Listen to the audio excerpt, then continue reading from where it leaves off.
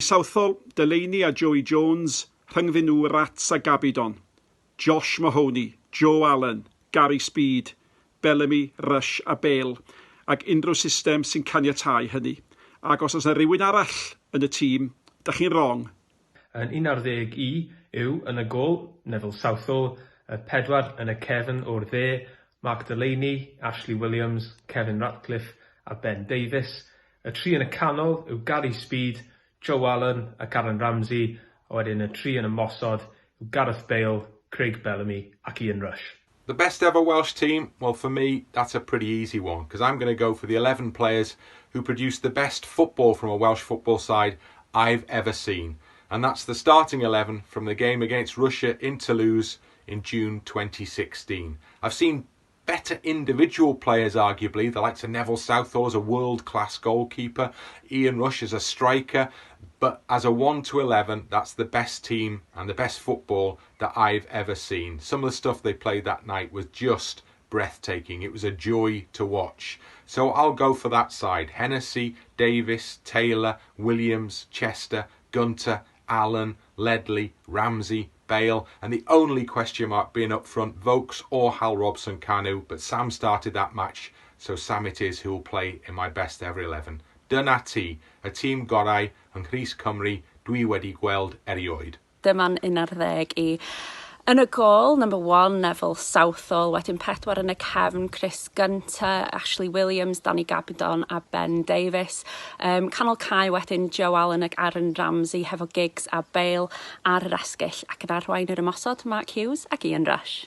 Mewn bywyd mae angen mentro ac arbrofi, ac mi ddoth llwyddiant mwyaf Cymru yn ystod yr Euros yn Ffrainc yn chwarae gyda 3 yn yr amddiffyn. Felly'n hi mi, Neville Southall, Ben Davies, Kevin Ratcliffe ac Ashley Williams, Gary Speed, ochr chwith, sef y left wing-back, Simon Davies ar y dde, Joe Allen, mae rhaid cynnwys Mark Hughes, Ryan Giggs ar y chwith, Gareth Bale ar y dde, gyda Ian Rush yn y blaen, a'r hyn sy'n dda am y tîm yma, does y neb yn sgorio yn ei herbyn nhw, a mae yna ddigon o gols hefyd. Wayne Hennessy yn y gol, 4 yn y cefn o Chris Gunter, Ashley Williams, Danny Gabidon a Gary Speed. 3 yn y canol gan gynnwys Joe Allen, Jason Cwmas a Ryan Giggs. Yna Gareth Bale ar y chwith, Craig Bellamy ar y dde a Hal Robson-Kanu lan top. Dyma fy nhîm i yn gol Neville Southall. Right back wedyn bydde Chris Gunter a Ben Davies ar y chwith. Y ddau centre half bydde Ashley Williams a fe bydde'r captain a Sophie Ingle, achos mae hi'n gallu wario fel centre back, neu yn canol ca. Canol ca wedyn bydde Joe Allen, Jane Ludlow achos i gyrfa hi gyda Arsenal ac Aaron Ramsey. Bale a Giggs wrth gwrs fel yr asgellwyr a wedyn Ian Rush lan y top.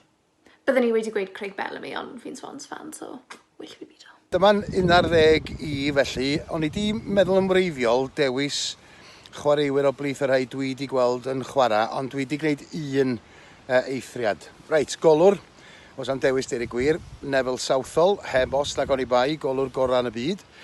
Cefnwr de, Mark Delaney, y ddau yng nghanol yr amddiffyn, Kevin Ratcliffe a John Charles. Mae rai chi gael John Charles yn y tîm. Cefnwr chwith, o'n i wedi pendroni rhwng Joey Jones, Ben Davies a Gary Speed. Ac yn y diwedd, dwi wedi mynd am Ben Davies yn bennaf oherwydd yr hyn nath o'n gynnar yn y gêm yn ebyn Slovacia yn yr Euros. Canol cae, Giggs ar y chwith, yng nghanol canol cae, Gary Speed. O'n i wedi meddwl mynd am Joe Allen hefyd, ond falle bod o a Speed yn rhy debyg, felly dwi wedi mynd am Aaron Ramsey. Ar y dde, Gareth Bale, a'r ddau ymosodwr, Ian Rush a Mark Hughes. Dyma'r 11 dwi wedi dewis, 11 dwi wedi gweld yn chwarae ydyn nhw, felly does na neb o garfan Cwpad y Byd 1958 sy'n y llun tu ôl i fi. A dwi wedi gorfod gadael Ryan Giggs allan o'r tîm hefyd, oedd hynny'n anodd. Yn y gol Neville Southall, cefnwr de Joey Jones, yr amddiffynwyr canol di Kevin Ratcliffe ac Ashley Williams, Ben Davies yn gefnwr chwith, 3 yng nghanol y cae, Joe Allen a Gary Speed, Aaron Ramsey o'i blaenan nhw. Wedyn sgennau masgellwr, Gareth Bale i chwarae mewn rôl rydd yn symud o'r dde i'r chwith, tu ôl i Ian Rush a Mark Hughes yn y llinell flaen. Anodd gadael Giggs allan fel soniais i hefyd nes i ystyried o ddifri cynnwys Craig Bellamy a mi nes i feddwl am Mickey Thomas. Cadwch yn saff bawb.